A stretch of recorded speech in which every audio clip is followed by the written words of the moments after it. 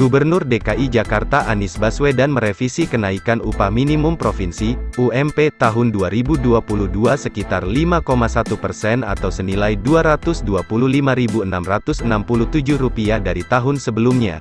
Dengan kenaikan ini UMP DKI menjadi Rp4.641.854. Sebelumnya, sebelum direvisi, kenaikan UMP DKI hanya Rp37.749 atau menjadi Rp4.453.935.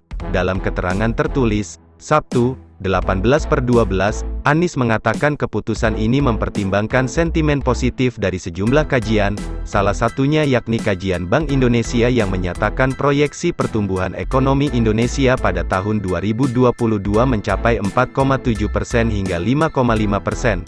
Kemudian, inflasi akan terkendali pada posisi 3%, 2-4%, sementara proyeksi dari Institute for Development of Economics and Finances, INDEF, memproyeksikan tingkat pertumbuhan ekonomi Indonesia tahun 2022 sebesar 4,3%. Dengan kenaikan Rp225.000 per bulan, maka saudara-saudara kita, para pekerja dapat menggunakannya sebagai tambahan untuk keperluan sehari-hari, kata Anies.